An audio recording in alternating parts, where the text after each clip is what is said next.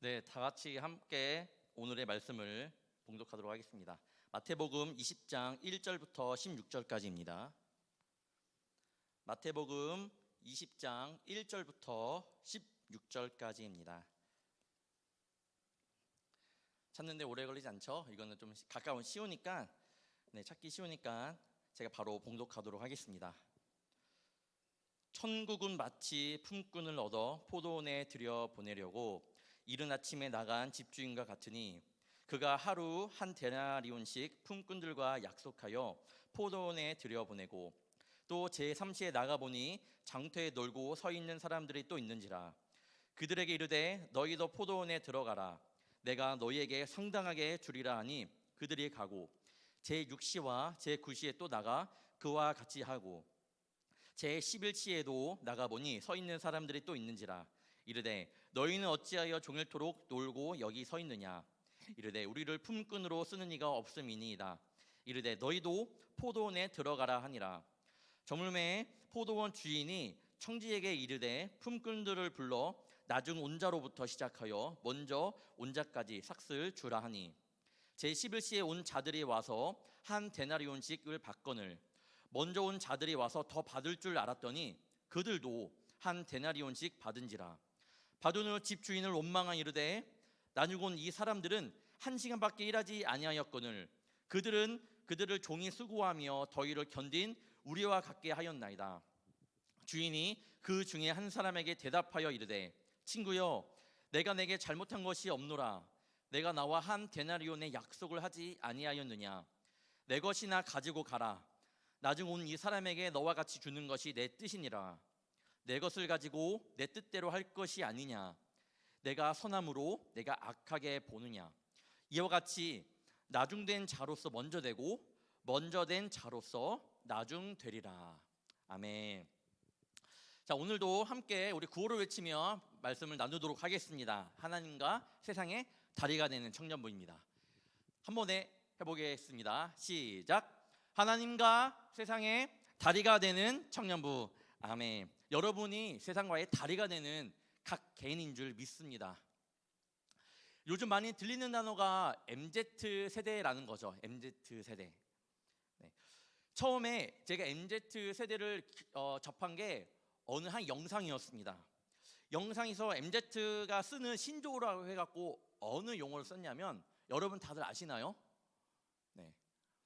혹시 어쩔 TV 저쩔 TV 아시는 청년 손 한번 들어볼게요. 어쩔 TV 저쩔 TV 한번 볼게요. 한 분, 두 분. 많이 모르면 안 되는데. 크게 한번 들어볼게요. 크게 한 번만 들어보세요. 한 번만. 한, 둘, 셋, 넷. 그러면 자, 모른다 소리. 모른다. 처음 들어봤다. 어쩔 TV 저쩔 TV. 우리 부장님은 당연히 모르실 거고. 네. 어쩔 TV 저쩔 TV 모르는. 네. 그러면 아는데 손을 안 들은 거죠. 알아야 됩니다. 자, 어쩔 TV 저쩔 TV 우리 부장님도 좀 잘 아시면 좋을 것 같은데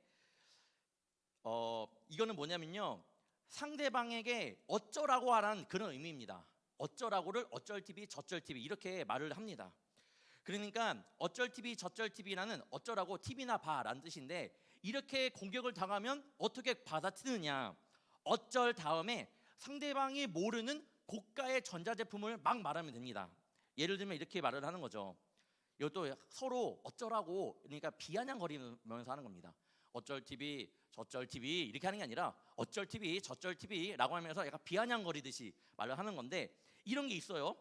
어쩔 다이슨 슈퍼소닉 앱솔루트 V10 그리고 어쩔 삼성 아몰레드 LED TV 뭐 들어봤죠 여러분? 그래갖고 저도 한번 이걸 할까 말까 고민을 진짜 많이 했습니다. 심지어는 오늘 오면서까지 내가 이거 준비를 했는데 할까 말까 했는데 여러분 그냥 목사님이 그냥 고생하시는구나 라고 생각하시고 한번 보면 좋을 것 같습니다. 제가 나중에 우리 아이들이 장난으로 목사님 어쩔 TV 저쩔 TV 하면 내가 한번 박살을 내줘야겠다라고 해서 준비한 게 있는데 자, 한번 PPT 한번 띄워봐 주세요. 자, 시작하겠습니다. 잘 보세요 여러분. 자, 어쩔 다음에 뒤에 나오는 게 고가이면 고가일수록 더 높아지는 거예요. 승리하는 거 이해하셨죠? 네.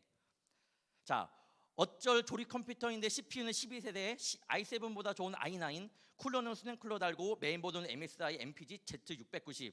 그래픽 카드는 가격이 엄청 올랐는데도 지포스 RTX 3080 Ti, 키보드 마우스는 역시 로지텍 최고 사양 때려박주, 모니터는 삼성전자 오디세이 34인치 커브드 모니터, 브랜드 컴퓨터 못 따라오주 킹박주, 아무것도 못하주. 네, 이 정도입니다. 네, 썰렁하네요. 네, 이렇게 고가의 제품을 말하면 그 다음에 어떻게 해야 되느냐?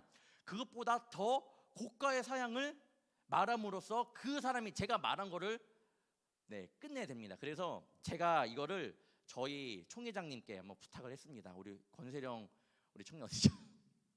네, 한번 앞에 나올 텐데 박수 한번 보내주시면 감사하겠습니다. 한번 나와주세요. 한번 나와주세요. 제가 이렇게 공격을 한 거고 그 다음에 권세령 청년 이걸 받아치는 건데 아까 연습했는데 잘하더라고요. 창피할 테지만 여러분 회장이기 때문에 한번 해보는 겁니다. 자, 한번 해보세요. 자, 제가 말한 거는 참고로 제가 지금 딱 말했잖아 PPT에 그 가격이 얼마냐면 540만 원이에요. 그게 다 브랜드 컴퓨터도 아니고 조립 컴퓨터인데 하나씩 다 막 넣으니까 540만 원이에요. 자, 그렇게 말하고 나서 얘는 받아치는 걸 한번 보여주도록 하겠습니다.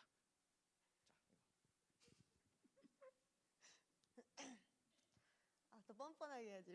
뻔뻔하게 해요. 뻔뻔하게. 어쩔 애플에서 맥 프로 기본 사양 860만 원, 클릭 5번이면 730만 원 금방이죠. 내가 이거죠. 평생 돈마도 못 사주. 대들 킹받죠. 때리고 싶죠. 응, 근데 못 때리죠. 네, 박수 한번 보내주세요. 이게 뭐냐, 여러분? 이게 없구나. 애플에서 제가 맥 프로를 한번 봤는데 조립 컴퓨터를 막 눌렀는데 540만 원. 야, 진짜 이거 장난 아니다. 이거는 삼성 아몰레드 LED TV 그냥 이기겠구나라고 생각했는데 조립 컴퓨터 못 따라가더라고요. 그런데 애플에서 딱 눌러봤는데 맥 프로가 기본 사양만 860만 원이요. 기본 사양만, 기본만. 그런데 거기서 제가 클릭을 5번 했습니다. 정확히. 뭐 추가하고 그런 거 있잖아요. 제가 5번 눌렀는데 7,300만 원이 나왔어요. 예. 나중에 여러분 어쩔 TV 저쩔 TV 쓸 때 어쩔 맥 프로 한 번만 하면 여러분이 이깁니다. 꿀팁이니까 잘 간직하시고요. 네, 이걸 준비하면서 손발이 오그려 들었지만 MZ 세대를 한번 이해해 보고자 한번 준비해 봤습니다. 맞는지 틀리는지는 잘 모르겠지만 꼰대가 되지 않기 위해서 여러분들도 잘 이해해 주실 거라 생각합니다. 신조어 중에 여러분 또 이걸 아나요? 만반잘부. 만반잘부 아시는 분? 만반잘부. 만나서 반가워 잘 부탁해. 만반잘부 그러면 만나서 반가워 잘 부탁해 그냥 인사할 때 그거고 이것까지는 제가 알았는데 그 다음에 몰랐어요. 홀리몰리 곽카몰리. 홀리몰리 곽카몰리. 홀리몰리가 여러분 무슨 뜻인지 아시죠? 영어로 맙소사. 홀리몰리가 그런 뜻인데 홀리몰리 근데 그 나라 중에 곽카몰리가 있어요. 그냥 아무 뜻 없이 홀리몰리 곽카몰리 이렇게 말을 한다고 합니다. 이게 MZ 세대가 쓰는 신조어입니다. MZ 세대의 특징이 무엇이냐면 제가 한번 6가지를 말해 볼게요. 맞는지 잘 봐요.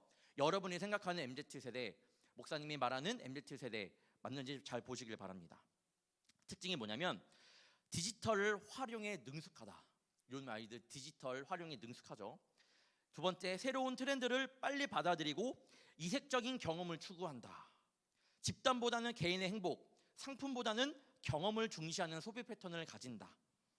네 번째, 단순히 물건을 구매하는 데 그치지 않고 사회적 가치나 특별한 메시지를 담은 물건을 구매하면서 자신의 신념을 표출한다. 다섯 번째, 미래보다는 현재, 가격보다는 취향을 중시하는 플렉스 문화가 주도적이며 명품 소비가 익숙하다. 여섯 번째, 학연, 지연, 혈연에 대해 거부하고 좀 처음 들어봤는데 이것도 있대요.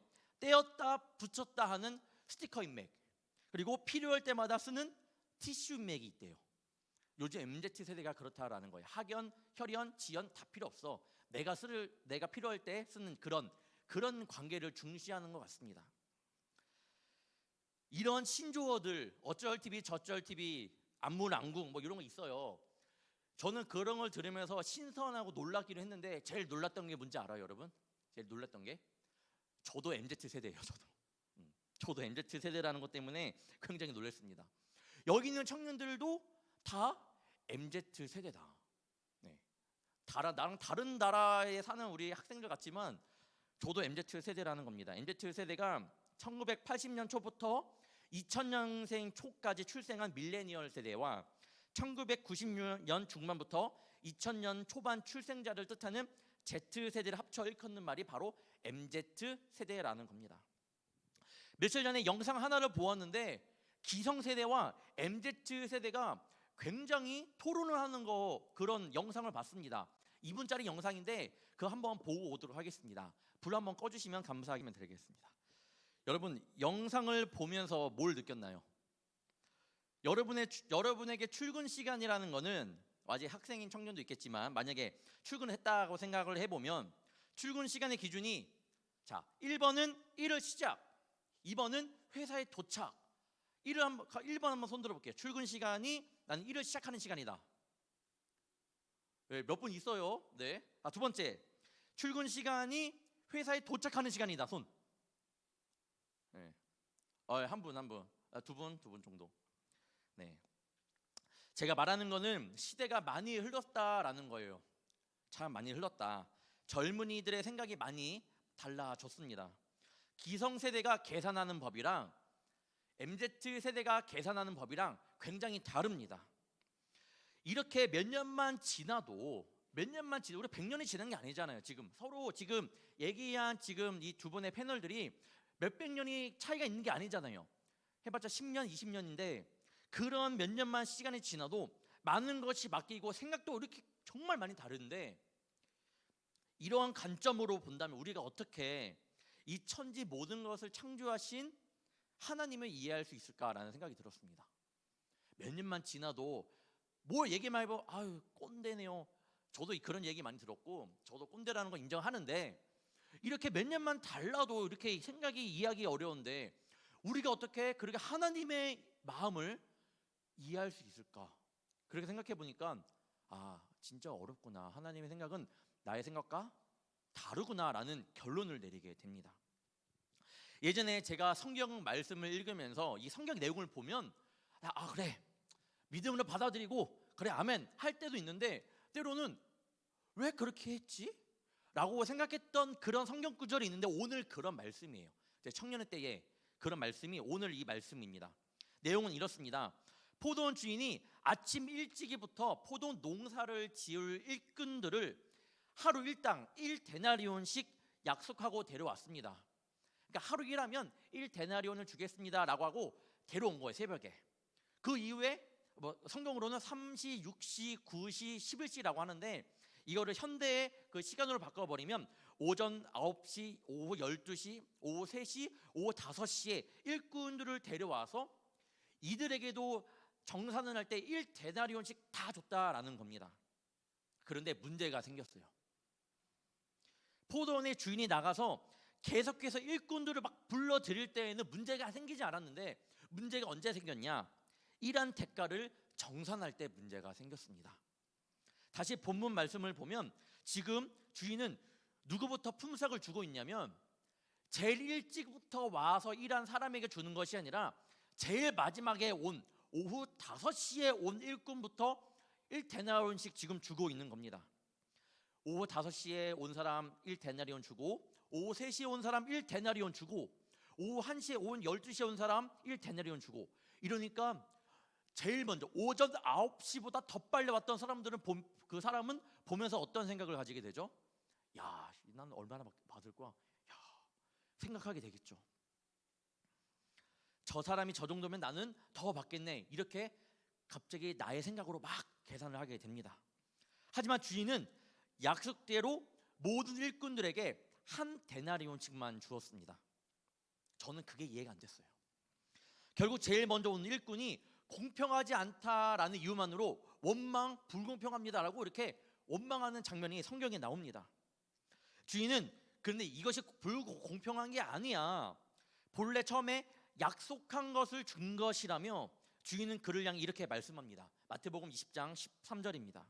주인이 그 중에 한 사람에게 대답하여 이르되 친구여 내가 내게 잘못한 것이 없노라. 내가 나와 1데나리온의 약속을 하지 아니었느냐라고 말을 합니다. 그리고 그에게 충고하며 16절에 이렇게 말씀합니다. 이와 같이 나중된 자로서 먼저 되고 먼저 된 자로서 나중되리라 라고 말씀하고 있습니다. 오늘 포도원의 일꾼의 비유에 오늘은 포도원의 일꾼의 비유를 통해서 여러분에게 하나님께서 우리에게 주시는 메시지가 어떤 건지 함께 나누도록 하겠습니다. 첫 번째, 부르심을 받은 시간은 다양하다라는 겁니다. 부르심의 시간은 다양하다. 오늘 본문을 보면 이른 새벽부터 시작하여 오전 9시, 오후 12시, 오후 3시, 오후 5시에 각각 부릅니다. 일을 시작한 시점이 다르니까 일한 시간도 다를 거예요. 그렇죠? 일을 시작한 시간이 다르니까 일을 한 시간도 다를 겁니다. 누구는 12시간 내내 일하고 누구는 6시간, 누구는 6시간, 누구는 9시간, 누구는 6시간, 마지막 한 사람은 1시간만 일을 하였습니다. 그렇게 일찍 온 일꾼은 불평을 할 수밖에 없죠. 원망이 당연한 거라고 생각을 했고요. 제가 말씀드렸죠. 저도 이 부분이 이해가 되지 않았습니다. 요즘 MZ 세대가 있었더라면 어떻게 말을 하죠? 여러분 같으면 어떻게 말을 할 거예요? 노동청에 신고하겠다, 진짜 악덕 회사다, 여러 이야기가 나올 겁니다. 1시간 일을 하는 사람에게 한 데나리온을 주었다면 12시간 일한 사람에게는 적어도 12배의 것을 줘야 하는데 지금 모두에게 한 데나리온씩 주고 있다라는 겁니다. 하지만 오늘 말씀에서 우리가 보아야 하는 것은 MZ 세대의 계산법이 아니라 하나님의 마음을 볼 줄 알아야 합니다. 오늘 비유를 통해서 알아야 하는 것은요, 포도원에서 몇 시간 동안 일을 했냐를 보는 것이 아니라 얼마나 오랫동안 일을 했냐를 보는 것이 아니라 여러분이 보아야 하는 것은 품삯을 이렇게 주인이 나눠줄 때 그 포도원 일꾼들이 그 포도원에 계속 있었냐라는 것을 보아야 합니다. 더 중요합니다. 그게 마지막으로 그 일꾼이 끝까지 그 포도원에 남아 있었느냐가 이 포도원 비유의 핵심입니다. 우리가 하나님께 부름을 받은 사람은 각각 다양해요. 오늘 처음 교회 나온 청년도 있을 거고, 엄마 뱃속에 있을 때부터 모태신앙으로 자라온 청년들도 있을 거고, 초등학교 때 친구의 전도를 받아서 나온 청년도 있을 거고, 그 다음에 중학교 때, 고등학교 때 20살 이후에 나온 청년도 있을 거고, 그동안 하다가 사춘기 때 안 나오다가 20살 딱 되고 나서 이제부터 교회 나와야겠다라고 생각한 청년들도 분명히 있을 겁니다. 그런데 중요한 건 여러분, 우리가 예수님을 언제 믿었냐? 엄마 뱃속부터냐 아니면 어제부터냐? 엊그제부터냐? 1년 전이냐 2년 전이냐 3년 전이냐가 중요한 것이 아닙니다. 무엇이 중요하냐 그러면 지금도 그 신앙을 잘 지키고 있으며 우리가 가지고 있는 믿음을 끝까지 잘 지킬 수 있느냐가 중요합니다. 제가 예전에 청년의 시절을 보내면서 고등학교 3학년 교사를 한 적이 있었습니다. 그 학생들에게 제가 이야기를 했죠. 너네들 만약에 지금 모든 것을 내려놓고 고3이니까 모든 걸 내려놓고 공부 다 포기하고 오늘 밤에 너희를 선교사로 부른다면, 모든 걸 내려놓고 하나님께 너희를 아프리카나 타지로 부른다면 너네 갈래? 라고 물었던 적이 있는데 아이들이 저는 아니라고 말할 줄 알았는데 네 선생님 저 가겠습니다 라고 말을 하는 겁니다. 충격이었죠. 내가 좀 아이들을 과소평가했나? 그게 너무 기억에 남아요. 그러다가 이제 아이들이 이제 청년부 올라가고 정확히 어떻게 하다 2년 뒤에 페이스북에, 그때 인스타그램을 많이 안 했으니까 봤는데 그렇게 믿음으로 고백했던 청년이 교회를 나오지 않게 되고 그런 모습을 보게 되었습니다. 끝까지 믿음을 지킬 줄 알고 그렇게 고백했던 우리 학생들이었는데 그런 길로 나가는 걸 보고 굉장히 마음이 아프더라고요. 오늘 포도원 일꾼들은 일한 시간은 다르지만 그들이 품삯을 그래도 1데나리온이라도 받을 수 있었던 이유는 포도원에 끝까지 있었기 때문이라는 거예요. 그게 중요하다는 겁니다. 내가 믿음의 모습이 너무나도 연약하여서 믿음 생활을 내가 하고 있는지 안 하고 있는지 모르겠다라고 생각하는 청년이 있나요? 내 믿음에 대해 의심이 드는 청년이 있나요? 내 모습을 보니까 기독교인으로서의 모습이 아닌 세상에 푹 빠져 살아 주님 앞에 나아가는 것이 부끄러워 신앙생활을 막 포기한 청년이 있나요? 그렇게 생각하는 청년이 있다면 이 시간 강력하게 말씀드립니다. 그럴지라도 혹여나 내가 믿음이 무너지고 내 믿음이 연약하다고 생각을 할지라도 그 예수님의 손을 놓지 마세요. 여러분 어떻게든 끝까지 그 예수님의 손을 붙잡고 나아가기를 축복합니다. 여러분의 상황 힘든 거 알고 때로는 포기할 마음도 들 때도 있고 그냥 교회 안 나가고 좀 더 공부해갖고 좀 더 좋은 직장 좋게 되려는 마음도 있을 때도 있어요. 그렇지만 그럼에도 불구하고 여러분 놓지 말아야 될 것은 하나님의 손을, 예수님의 그 손을 놓지 않기를 축복합니다. 예수님의 손만 놓지 않으면 분명 여러분의 삶 가운데서 예수님께서 역사하실 겁니다. 굳건한 믿음을 주시면 예수님의 그 사랑을 느끼실 겁니다. 그때 알아요. 그때 뭘 아냐? 내가 예수님의 손을 붙잡고 있다고 생각했는데 알고 보니까 예수님께서 내 손을 붙잡고 계셨구나. 그때 그런 고백을 하게 된다니까요. 그때 내가 어떻게 악착까지 예수님의 손을 붙잡고 있었는데 알고 보니까 깨달아 보니까 나중에 보니까 내가 잡고 있었던 것이 아니라 예수님께서 나의 손을 어떻게 끝까지 붙잡고 있었구나라고 고백을 하게 됩니다. 저는 그런 고백을 할 수 있는 청년이 되기를 간절히 바라요. 그래야지 우리 마음이 변화가 될 겁니다. 예수님께서 십자가에 매달려 계실 때에 두 강도의 이야기를 아실 겁니다. 한 강도는 예수님께 이렇게 말을 합니다. 너가 그리스도냐? 그러면 너와 우리를 한번 구원해봐라. 약간 비아냥거리는 거죠. 그런데 그 옆에 다른 한 강도는 그 강도를 꾸짖으며 이렇게 말을 합니다. 야, 우리는 죄가 있지만 저분은 죄가 없는 분이야 라고 하며 이렇게 예수님께 고백을 합니다. 누가복음 23장 42절입니다. 이르되 예수여 당신의 나라에 임하실 때에 나를 기억하소서. 그러니까 예수님을 보호하면서 주님의 나라가 임하실 때에 나를 기억해 주세요라고 얘기를 합니다. 이 강도를 만약에 오늘 품꾼, 일꾼으로 비유한다면 몇 시에 들어왔을까 생각을 해봤습니다. 성경에는 지금 오후 5시에 들어온 사람이 제일 마지막 들어온 건데 이 강도는 몇 시에 들어온 걸까요? 오후 6시가 마감이라고 하면 오후 5시 59분 30초에 들어오는 사람입니다. 근데 예수님은 그에게 이렇게 말합니다. 너 30초밖에 안 남았는데 너 장난해? 너 그 믿음 있는 사람이야? 라고 말하지 않고 어떻게 말을 하냐면 43절입니다. 예수께서 이르시되 내가 진실로 내게 이르노니 오늘 내가 나와 함께 낙원에 있으리라 하시니라. 그를 구원해 주겠다라는 하나님의 약속이에요. 30초를 예를 들면 30초를 남기고도 이 말씀을 들으면 꼭 이렇게 생각하는 청년이 있습니다. 목사님 그러면 평생을 막 세상과 어울려 놀다가 교회 안 나와도 되잖아요. 죽기 전에 예수님 믿으면 되지 않나요?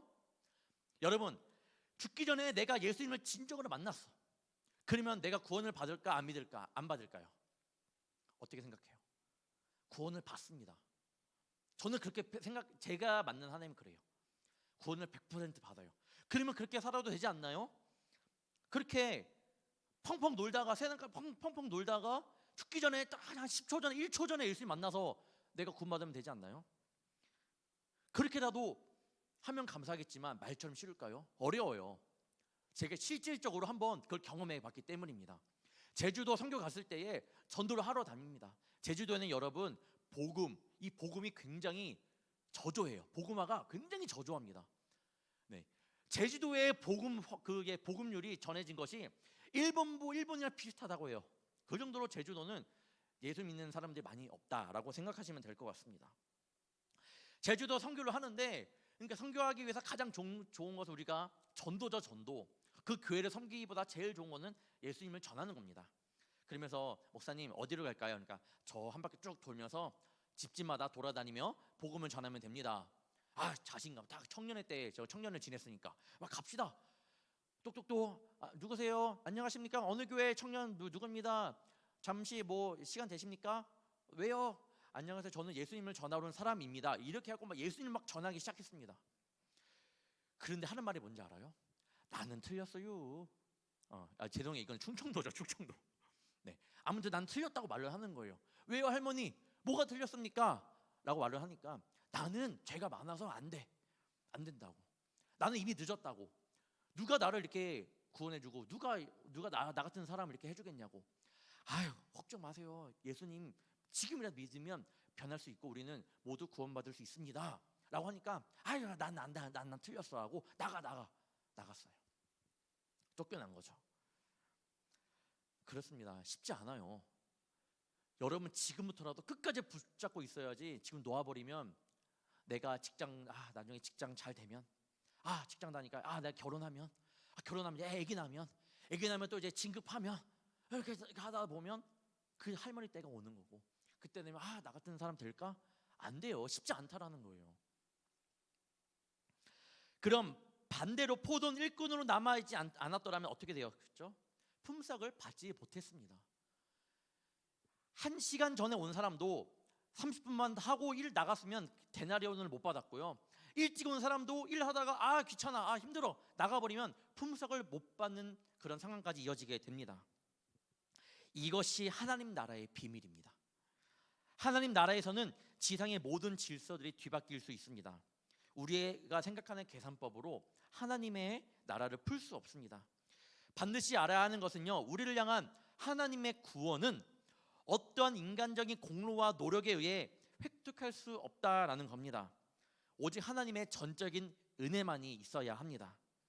분명 그 은혜는 내가 예수님을 언제 믿었냐, 언제 알았냐에 따라 믿음 순서대로 차등으로 주어지는 것이 아닙니다.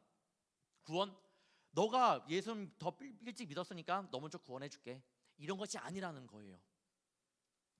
믿음 순서대로 차등으로 주어지는 것이 아니라, 구원은 믿음의 순서대로 주어지는 것이 아니라 하나님의 은혜는 모든 사람에게 똑같이 주어집니다. 똑같이.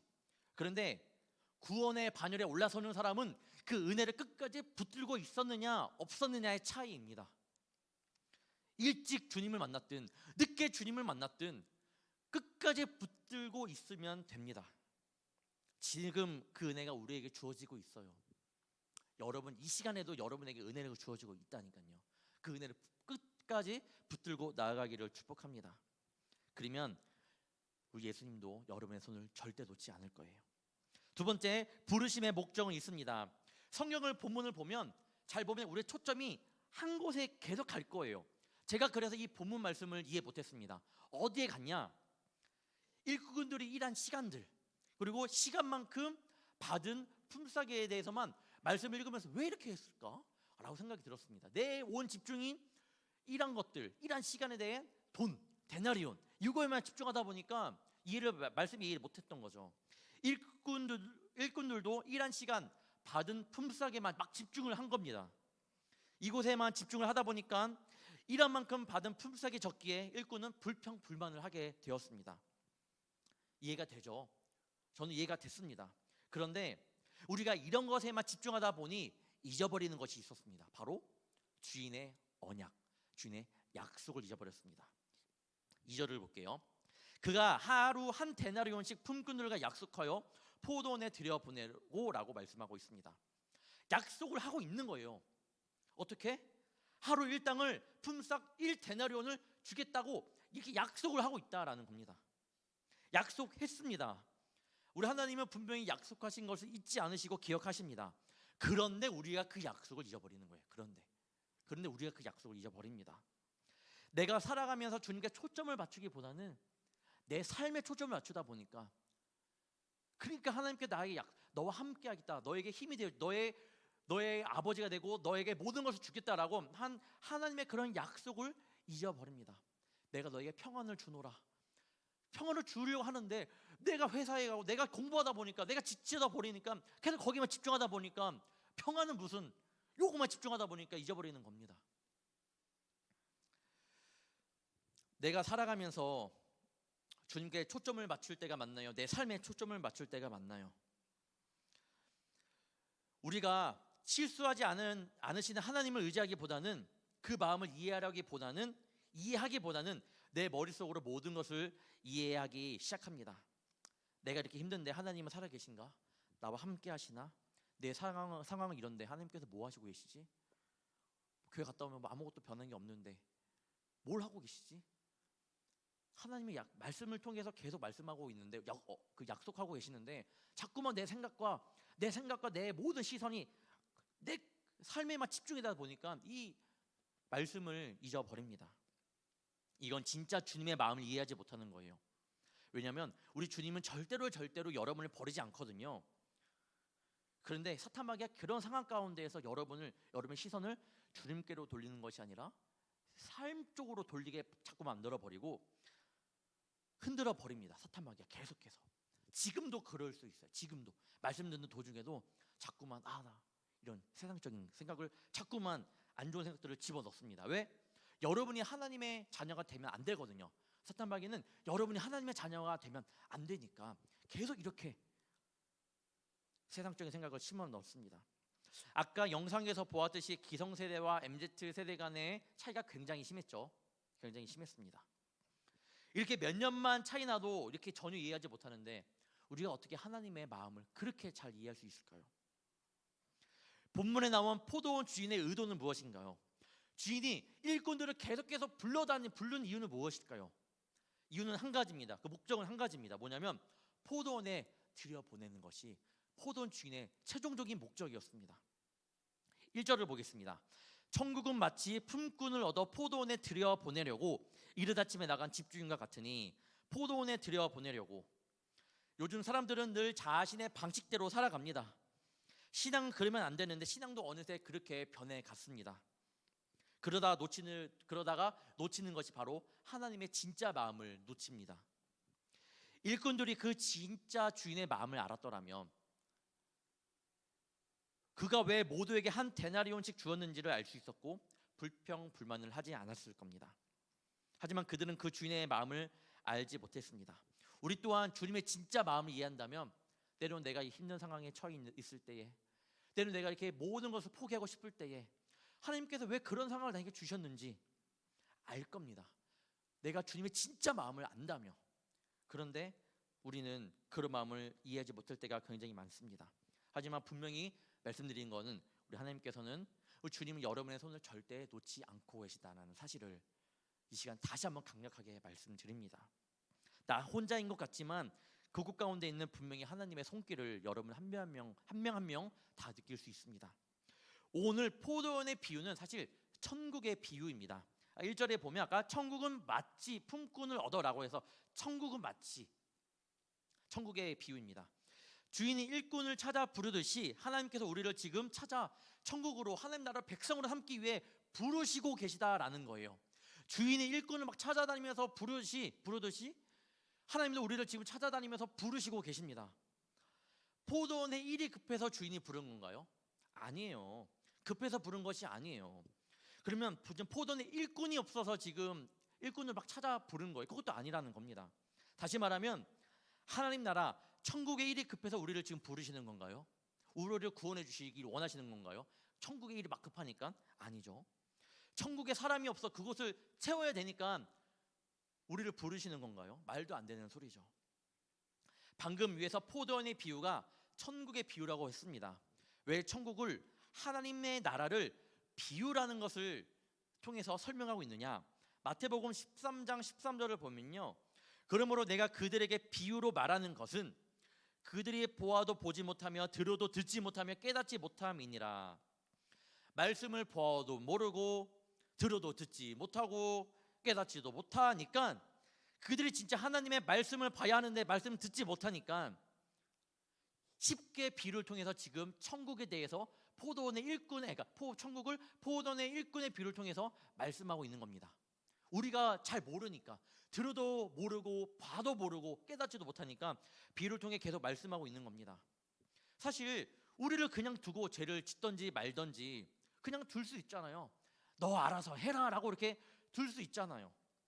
그런데 우리를 사랑하니까, 우리가 지옥 가면 안 되니까 하나님 사랑을 알고 또한 세상 가운데 우리가 승리해야 하니까 하나님께서 왜 나를 이 땅 가운데 불러주셨고 왜 만드셨는지 알아야 하니까, 그래서 저 하나님 나라를 바라볼 수 있도록 비유를 통해 설명하고 있는 겁니다. 우리를 버리지 않기 위해서. 그래서 독생자 예수님을 우리에게 보내주신 것이 아니겠습니까? 그 사랑은 우리에게 주신 전적인 하나님의 은혜의 선물입니다. 그 은혜 가운데 거하시는 저와 여러분이 되기를 축복합니다. 마지막 세 번째, 교만하지 말아야 합니다. 다시 한번 마지막 절을 보겠습니다. 이와 같이 나중된 자로서 먼저 되고 먼저 된 자로서 나중되리라. 여기서 먼저 된 자가 나중된다라는 때는 어떤 때인가? 어떤 때이냐면 바로 교만할 때입니다. 교만할 때. 진짜 교만을 조심해야 됩니다. 끝까지 우리가 주님 앞에 서는 그날까지 우리는 교만하지 말아야 합니다. 왜냐면요, 그때까지 우리가 하나님 앞에 서는 그날까지 사탄마귀가 우는 사자와 같이 삼킬 자를 찾으러 다닌다고 말씀하고 있잖아요. 지금 이 시간에도 여러분을 삼키려고 막 찾아다니고 있어요. 여러분을 막 잡아먹으려고. 말씀 별로네. 교회 별로네. 힘드네. 피곤하네. 막 힘이 안 나고 자꾸만 그냥 이 시간 때우는 용으로 막 생각을 바꿔버리는 거야, 사탄마귀가. 여러분, 영의 세계는 분명히 있습니다. 지금 이 사탄마귀 여러분을 삼키려고 찾아다니고 있습니다. 끝까지 우리는 그 믿음을 붙들고 나아가야 합니다. 제가 예전에 운동을 하려고 딱 이렇게 운전을 가고 있는데 도착 한 500m 전에 500m 좀 남겨놓은 것 같아요. 야, 다 왔다. 이제 기쁘게 축구 한번 해야지. 가고 있는데 사고 난 거예요. 사고 났어. 다 왔다고 생각하는데 바로 그냥 사고가 나갖고 그날 일주일 동안 기다렸던 이 축구를 접게 되었습니다. 그때 당시에는 축구가 낙이었는데 그 사고 나니까 굉장히 화가 나더라고요.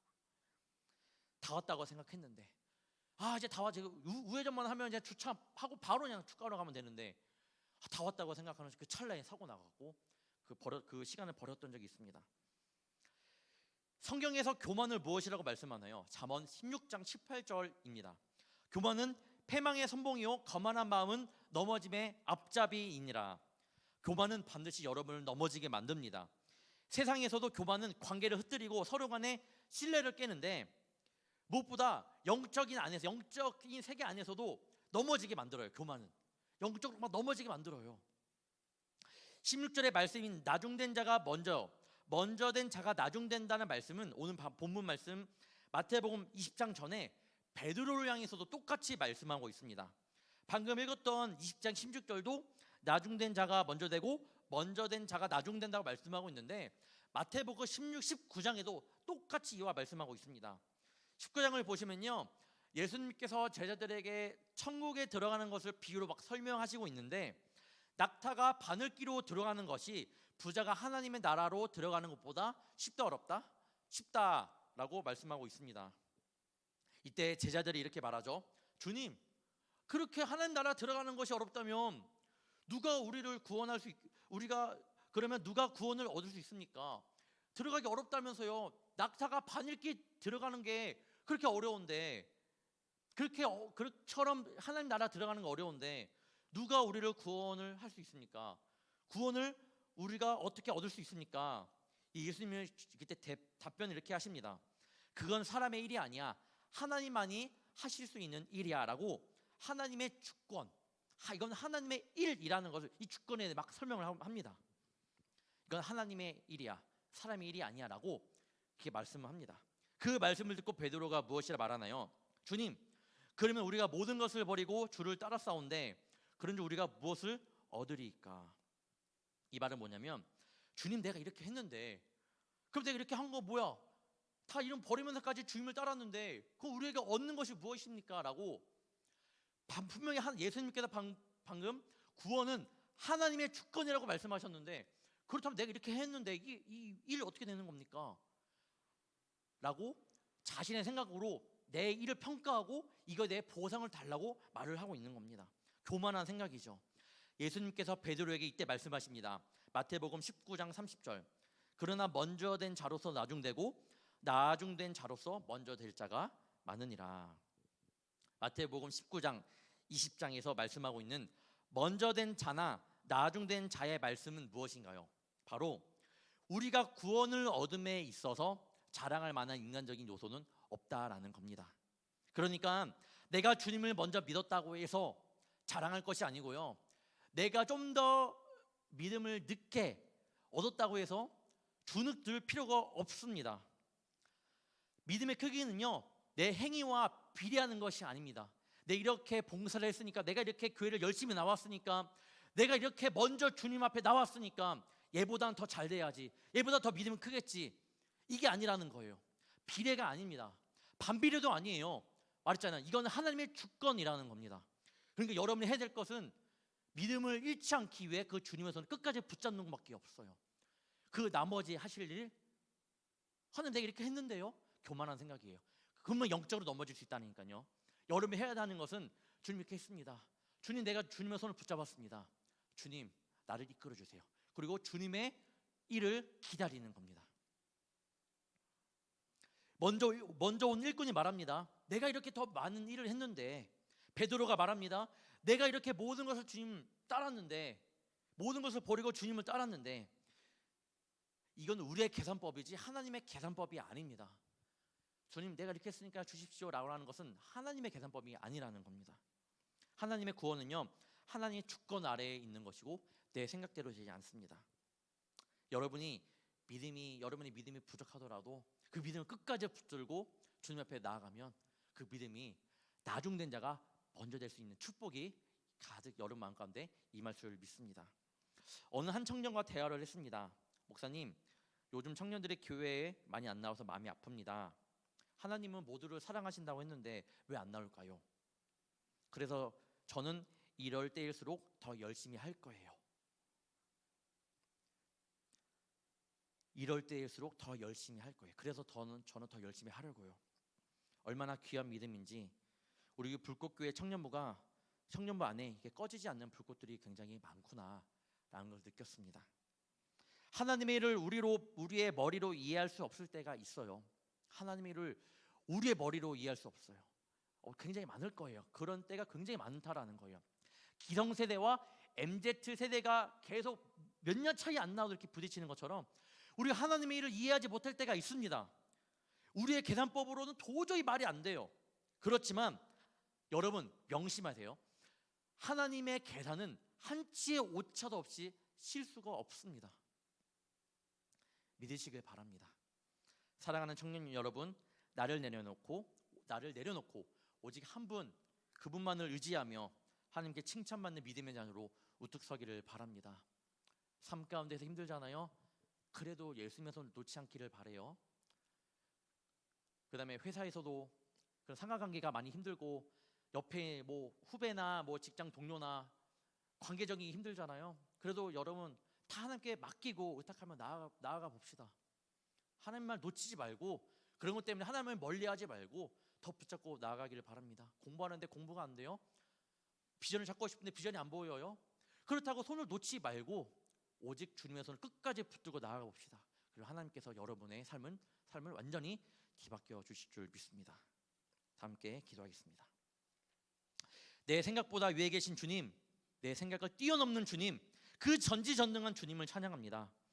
주님, 하루하루 살아가면서 내가 주님을 믿고 주님을 의지한다고 했지만 우리는 너무나도 연약한 나머지 또 어느샌가 나를 의지하고 내 생각대로 하고 주님을 잊어버린 채 한 주 동안 살아왔음을 고백합니다. 이 시간 우리의 마음을 회개하오니 용서하여 주시며 다시금 새 힘을 허락하여 주사 주님의 자녀로서 성령의 전진갑주를 입게 하시어 세상 가운데 늘 승리하는 주의 자녀들 되게 하여 주시옵소서.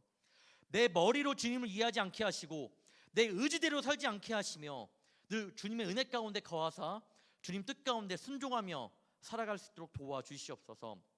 어떠한 상황이 내 앞에 있든 그 가운데에서 주님의 손길을 느끼게 하시며 그로 인하여 좌절하고 넘어지며 주님을 외면하는 삶이 아니라 주님을 떠나는 삶이 아니라 기쁨으로 그 삶을 감당할 수 있도록 힘을 주시고 세상이 줄 수 없는 평안함을 가지고 살아갈 수 있도록 도와주시옵소서. 이 시간 나는 믿음이 없는 것 같다고 생각하는 청년이 있다면, 나는 그리스도인으로서 살아가는 모습이 없다고 또한 생각하는 청년이 있다면, 주님께서 이 시간 그들의 마음을 만져주시고 나중된 자가 먼저 될 수 있음을 늘 기억하며 그 가운데 주님의 손을 꼭 잡고 놓지 않는 자녀들이 되게 하여 주시옵소서. 이 청년의 때를 주님께 올려드립니다. 주께서 늘 청년들의 마음을 만져주시며 이끌어주시며 우리를 향한 그 뜨거운 사랑을 우리 청년들 모두 느끼게 하여 주시옵소서. 주님께서 늘 함께하여 주실 줄 믿사오며 이 모든 말씀 예수님의 이름으로 간절히 기도합니다. 아멘. 우리 봉헌하시면서 주님 앞에 나아가도록 하겠습니다.